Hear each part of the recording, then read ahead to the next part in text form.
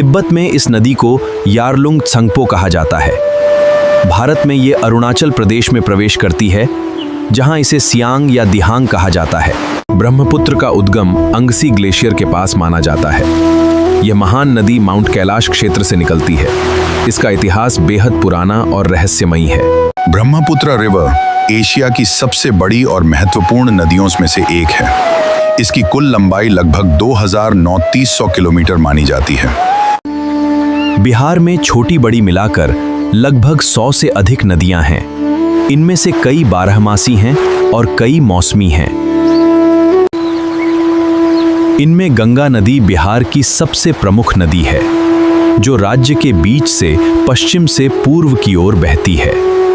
प्राचीन भारत में बिहार शिक्षा का एक प्रमुख केंद्र था। यहाँ नालंदा और विक्रमशिला जैसे विश्वविद्यालय थे। इनके गौरवशाली इतिहास ने देश का नाम रोशन किया। बिहार अपने ऐतिहासिक और सांस्कृतिक और धार्मिक विरासत के लिए प्रसिद्ध है। इसकी प्रमुख विशेषताएं हैं इसकी महान और गौरवशाली संस्कृति। मुख्य नदियाँ गंगा, कोसी, गंडक, बूढ़ी गंडक और बागमती, कमला बलान, सोन, पुनपुन और महानंदा। उपजाऊ भूमि। गंगा नदी और उसकी सहायक नदियों के कारण यहाँ की भूमि बहुत उपजाऊ है और कृषि प्रमुख व्यवसाय है। महान व्यक्तित्व। सम्राट अशोक, आर्यभट्ट तथा डॉक्टर राजेंद्र प्रसाद जैसी महान हस्तियों का बिहार से गहरा संबंध रहा है। स्वादिष्ट भोजन। लिट्टी चोखा, ठेकुआ, सत्तू और खाजा यहाँ के प्रसिद्ध व्यंजन हैं। उग हो सूरज भेल भिनसार, एह माटी के बोली अनमोल बा। जय जय जय जय बिहार। 22 मार्च 1912 को बिहार का गठन हुआ। 1 अप्रैल 1936 को बिहार अलग प्रांत बना। ये है बिहार का गौरवशाली इतिहास।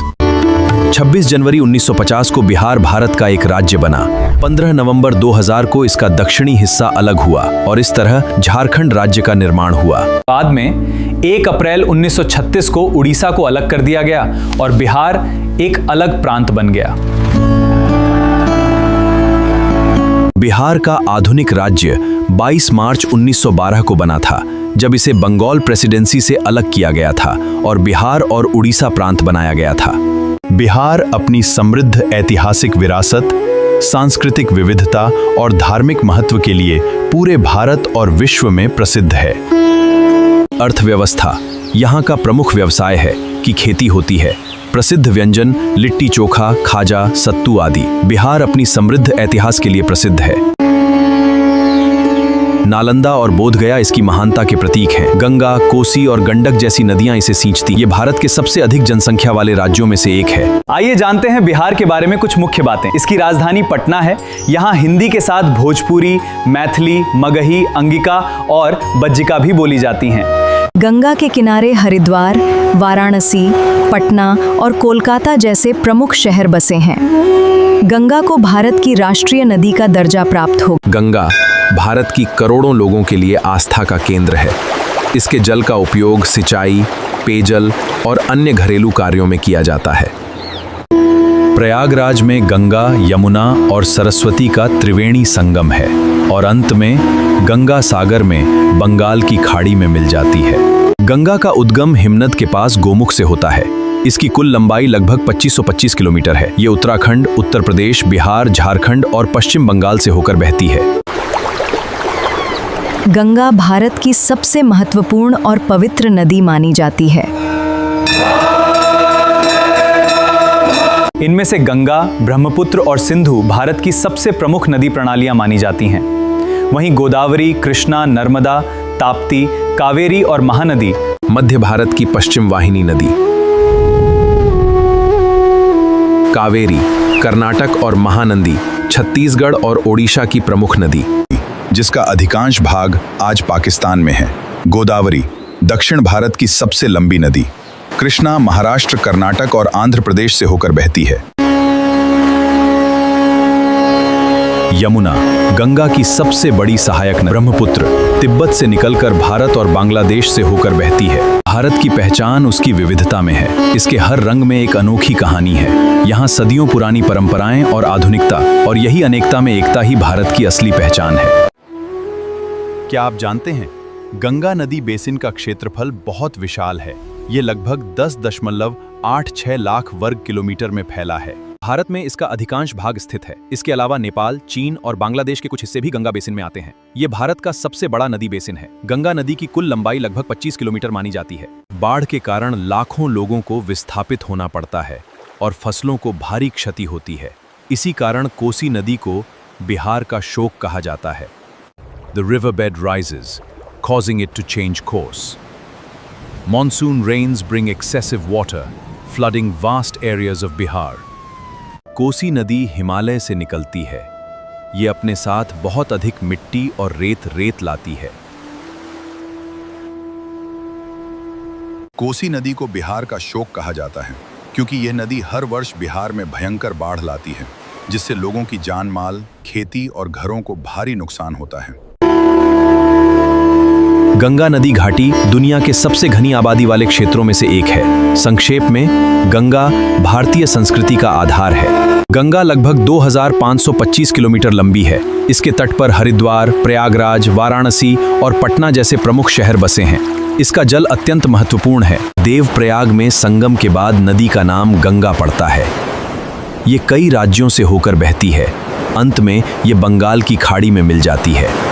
गंगा का उद्गम उत्तराखंड के गंगोत्री हिमनद से माना जाता है। गंगोत्री से निकलने वाली धारा भागीरथी कहलाती है। देवप्रयाग में संगम के बाद नदी का नाम गंगा पड़ता है। गंगा के प्रचंड वेग को संभालने के लिए शिव ने उन्हें जटाओं में धारण किया।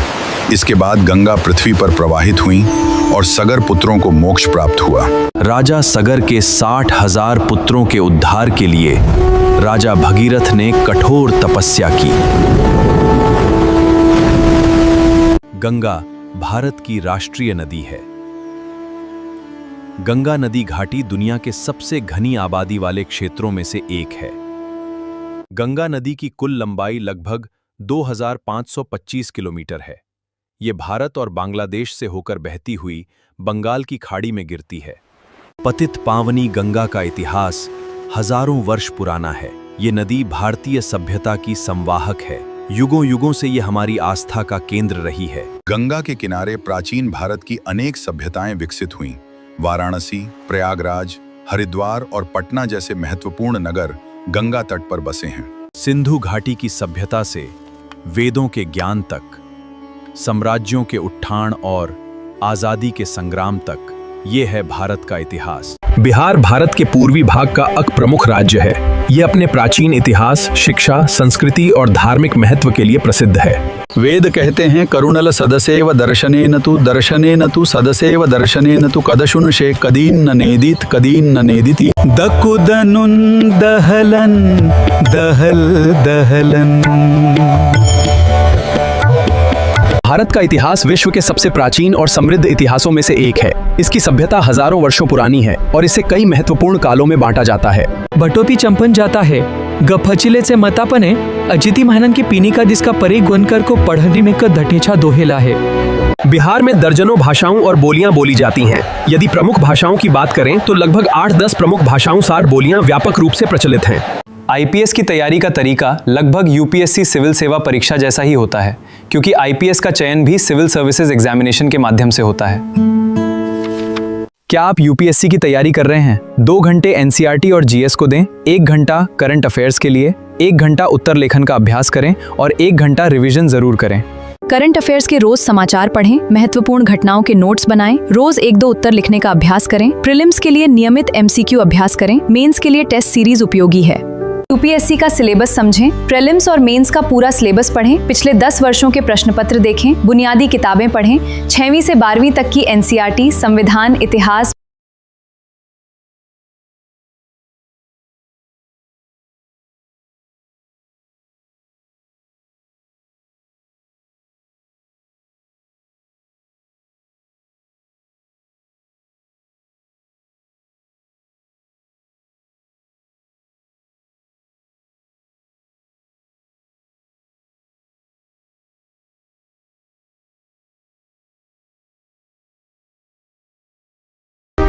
एक आईपीएस अधिकारी कानून व्यवस्था बनाए रखता है, अपराध की रोकथाम करता है, पुलिस बल का नेतृत्व करता है और देश की सुरक्षा और शांति बनाए रखने की जिम्मेदारी निभाता है। आईएएस और आईपीएस में क्या अंतर है? आईएएस अधिकारी प्रशासन और सरकारी नीतियों को लागू करते हैं। आईपीएस अधिकारी कानून व्यवस्था और अपराध नियंत्रण को संभालते हैं। दोनों ही देश की सेवा में महत्वपूर्ण भूमिका निभाते हैं। ASP assistant superintendent of police, SP superintendent of police, SP DIG deputy inspector general, IG inspector general, ADG GP director general of police.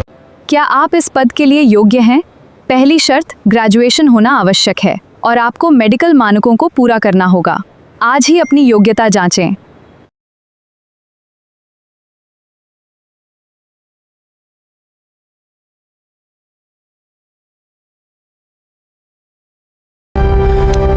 IPS अधिकारियों के लिए चिकित्सीय और शारीरिक मानक भी महत्वपूर्ण होते हैं, इसलिए नियमित व्यायाम और अच्छी फिटनेस बनाए रखना लाभदायक है।